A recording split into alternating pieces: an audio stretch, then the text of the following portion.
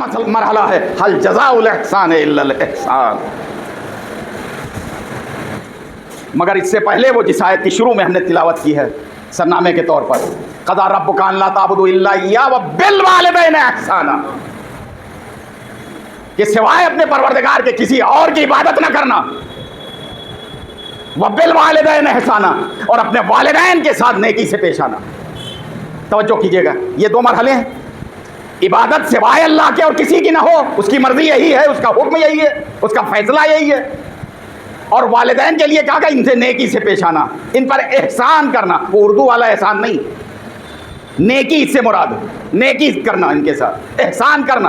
اور اس کے بعد دوسری آیت جب آتی ہے تو وہ یہ حل جزاء الاحسان الا الاحسان. دیکھو احسان کا بدلہ احسان ہوتا ہے، نیکی کا بدلہ نیکی ہی سے دینا، برائی سے مت دینا.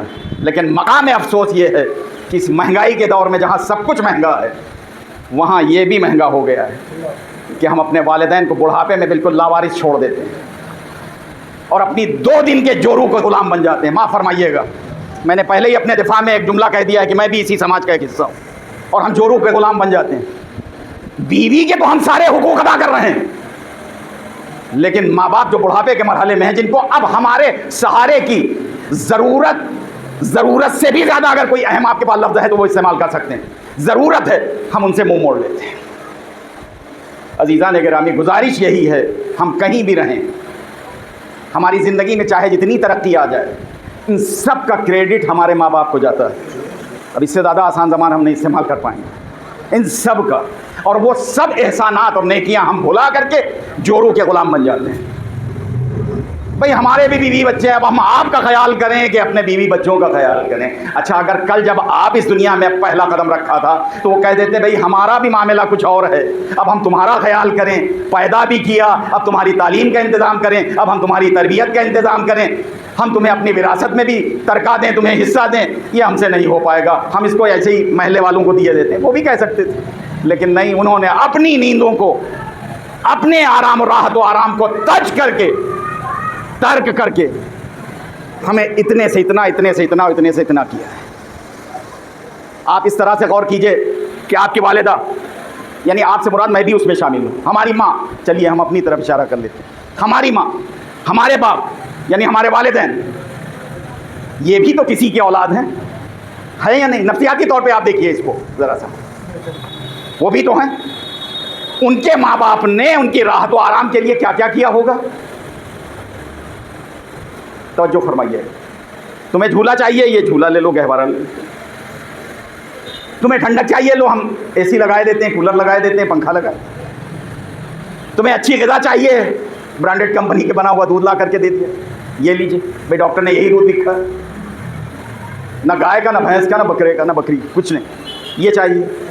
علاج کی ضرورت ہوئی، علاج کے لیے اپنی بیچارے نوکری چھوڑ کر کے، اپنا آفس چھوڑ کر کے آ رہے ہیں کہ بیٹا بیمار ہو گیا ہے، بیٹی بیمار ہو گئی ہے، لے کے جانا ہے ڈاکٹر کے پاس. تو اپنا راحت و آرام تج کر کے، اس کے بعد ماں کی جو قربانیاں ہیں وہ دیکھیے، اپنا خون دودھ کی شکل میں تمہارے جسم میں منتقل کر رہی ہے مسلسل، اور 1-2 دن نہیں بلکہ پورے 2 برس کوکھ کے اوپر، ایک پیٹ میں، ایک کوکھ میں، گود میں لیے ہوئے ٹہل رہی ہے. اپنا راحت و آرام تج کر کے اپنے بچے کو مکمل راحت و آرام. ذرا سا بچے نے جنبش کی، حرکت کی، فوراً بیدار ہو جاتی ہیں اس کی آنکھیں، اور اس کے بعد اپنے بچے کو کلیجے سے لگا کر کے کس انداز سے پیار کرتی ہے. میرا بچہ نہ ڈرے، میرے بچے کو سکون سے نیند آئے، آرام ہو، یعنی جتنا ممکن ہو سکتا ہے وہ سب کرتی ہے. اب ہم ذرا سا بڑے ہوئے، ہمارا دماغ فیل ہو گیا، اور شادی اگر ماں باپ نے کر دی تو بالکل ہی فیل ہو گیا، دماغ خراب ہو گیا. بلکہ اب ہم جورو کے پیچھے لگے ہوئے ہیں، ماں باپ کا ہمارے سماج کے اندر کوئی خیال نہیں. یہ خود یہ جو ہاسٹل بن رہے ہیں، اپنے یہاں بھی آج چکے ہیں، یہاں نہیں آئی ہے یہ بدعت، گجرات وغیرہ میں ہاسٹل بننے لگے ہیں. بڈھے بڈھی بیچارے بیٹھے رہتے ہیں وہاں کے اوپر، ہم تو جاتے رہتے ہیں گجرات. یہ کسی کے ماں ہیں، یہ کسی کے باپ ہیں، وزٹ بھی کرایا گیا ہمیں، کہنے مولانا یہ سب دیکھیے.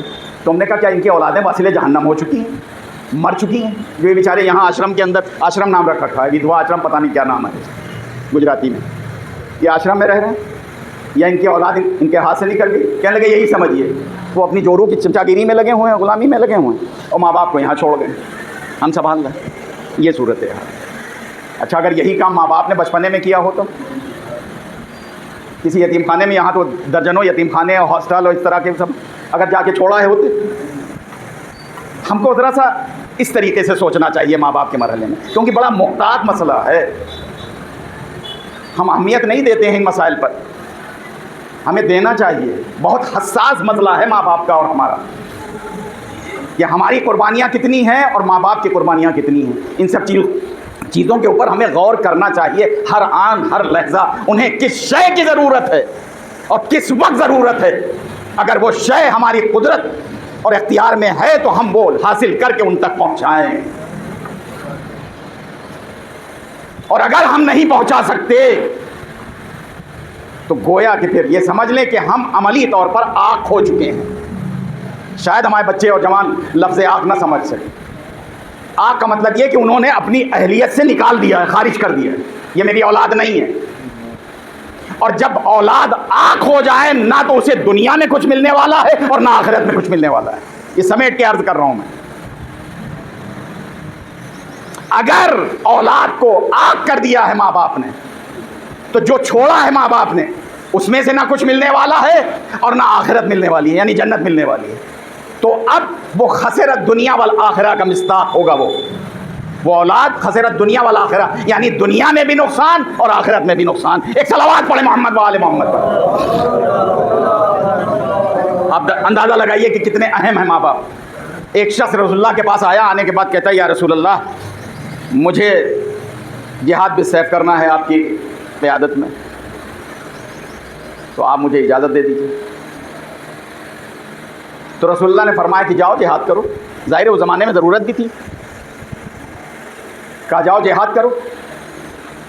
اگر مر گئے تو اللہ تمہیں نئی زندگی عطا کرے گا اور رزق اپنے پاس سے عطا کرے گا، یعنی شہید کہلاؤ گے. اور اگر بچ کے واپس آ گئے تو گناہوں سے ایسے پاک ہو جاؤ گے جیسے شیرخوار بچہ. اس نے کہا یا رسول اللہ یہ تو ٹھیک ہے، لیکن ایک مرحلہ ہے، ایک منزل ہے ہمارے ساتھ. بہرحال وہ بھی کہا کیا ہے؟ کہا ہماری بوڑھی ماں زندہ ہے، بوڑھے والدین زندہ ہیں، اور ان سے بے انتہا مجھے انسیت ہے اور ان کو مجھ سے، اور میرے علاوہ ان کا کوئی نہیں ہے خدمت کرنے والا. تو فوراً پیغمبر اسلام نے جواباً ارشاد فرمایا کہ اگر تمہارے والدین زندہ ہیں یا دونوں میں سے کوئی ایک زندہ ہے تو تم ان کی خدمت کرو، جبہے پہ جانے کی ضرورت نہیں ہے، جہاد پہ جانے کی ضرورت نہیں.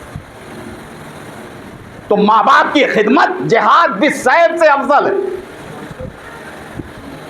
عظیم تر ہے. انہیں ان کی تمام تر ضروریات کا پورا کرنا ہم پر واجب نہیں بلکہ اوجب ہے. واجب نہیں بلکہ واجب تر ہے. کہیں سے بھی ہمیں اجازت نہیں دی گئی ہے کہ ٹھیک ہے جب تم کچھ کر ہی نہیں سکتے ہو. نہیں، ہم سب کچھ کر سکتے ہیں اپنے والدین کے لیے. اگر انہیں ایک گلاس پانی کی ضرورت ہے اور وہ طلب کر رہے ہیں تو ہم کو چاہیے کہ ان کی آواز پہ لبیک کہیں اور ان کو سیراب کریں. انہیں دوا چاہیے ہے تو دوا دیں. مزید کوئی دوسری خدمت چاہیے ہے تو اس کے لیے ہم ہمیشہ تیار اور آمادہ رہیں. توجہ رہے، کیونکہ انہوں نے کبھی ہیلے اور بہانے سے ہماری تعلیم و تربیت اور ہماری پرورش میں کوئی ہیلا اور بہانہ نہیں سامنے رکھا کہ صاحب ہم خود بیمار ہیں ہم کیسے اس کی. بیماری کی حالت میں بھی ماں باپ نے ہمیں سینے سے لگایا رکھا. اپنی بیماری کو بیماری نہ سمجھتے ہوئے ہمیں اہمیت دی.